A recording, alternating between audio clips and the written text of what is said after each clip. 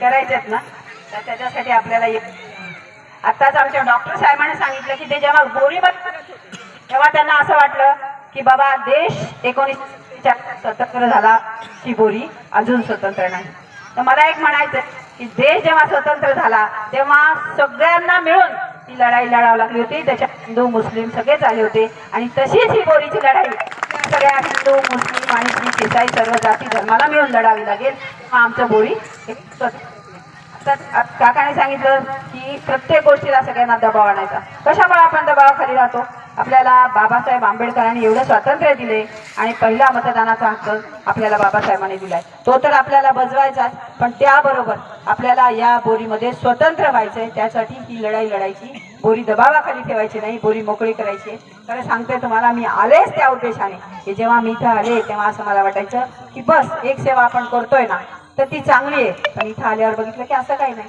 सगळेजण म्हणायचे की दोन गोष्टी कधी घडावं लागल्या नाही पाहिजे. एक म्हणजे कोर्टाची पायरी चढावं लागली नाही पाहिजे आणि दुसरी दवाखान्याची. मला वाटायचं आपण खूपच मोठं काम करतो, दवाखान्याचं काम करतो. पण जेव्हा बघायला लागलं की असं लक्षात आलं की खूप गोष्टींची समाजाला गरजच आहे.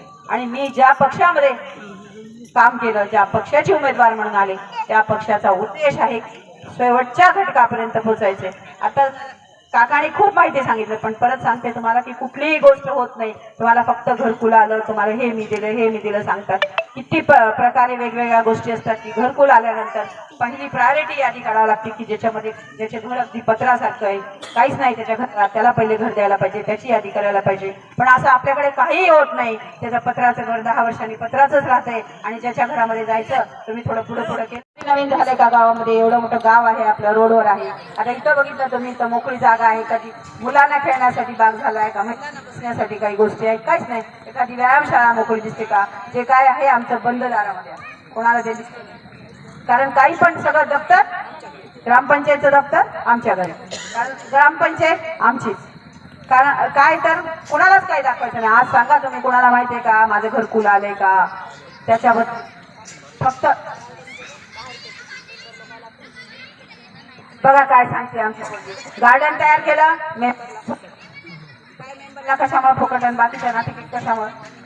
आपलाच आहे ना ते. पैसा कोणाचा आहे? सरकारचा. सरकार कोणाला दिलंय?